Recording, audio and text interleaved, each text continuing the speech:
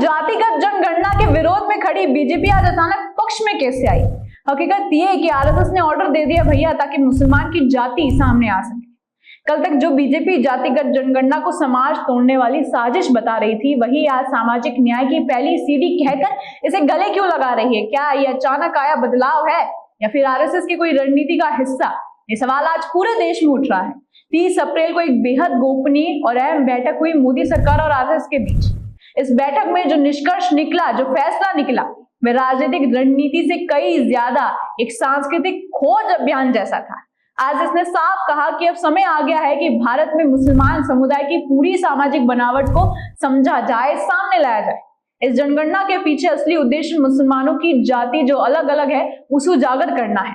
कितने प्रतिशत मुसलमान भारत में हैं, उनमें से कौन तबके ऊंची जातियों से इस्लाम में आए हैं, कौन खान है, कौन पठान, कौन सैयद, कौन हाशमी और कौन अंसारी, और कौन आज भी सामाजिक रूप से हाशिए पर है।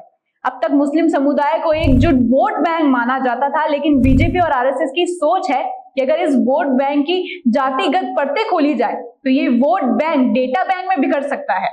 और दूसरा बड़ा उद्देश्य बीजेपी की नजर अब बिहार विधानसभा चुनाव 2025 पर है, जहां जाति हमेशा से बड़ी खिलाड़ी रही है। बीजेपी अब मैदान में डेटा के दम पर उतरना चाहती है। जातिगत जनगणना के जरिए बीजेपी को 2 फायदे नजर आ रहे हैं। पहला, मुस्लिम वोट बैंक की जातिगत परतें खोलना ताकि उन्हें एक वोट बैंक की तरह इस्तेमाल ना किया जा सके, और दूसरा, हिंदू जातियों में नई समीकरण बैठाना, खास तौर पर पिछड़ी और अति पिछड़ी जातियों को लुभाने के लिए डेटा आधारित योजना बनाना। अब सवाल यह है कि जो पार्टी कल तक कहती थी कि जातिगत जनगणना समाज को तोड़ेगी, वही आज उसे समानता और न्याय की सीढ़ी बता रही है। दरअसल हर बार हिंदू समाज के जाति वर्गों को उधेड़कर राजनीतिक खेला खेला जाता था। मीणा, जाट, कुमार, सैनी सभी को आंकड़ों में बांट दिया गया था, लेकिन अब योजना है कि मुस्लिम समाज को भी इसी तरह बांटा जाए जातियों में। कौन भारत का मुसलमान है और कौन अरबी रूट से आया हुआ मुसलमान है, ये सब साफ हो जाएगा। इस पर आपकी क्या राय है, हमें कमेंट करके जरूर बताएं और देखते रहिए राजस्थान में।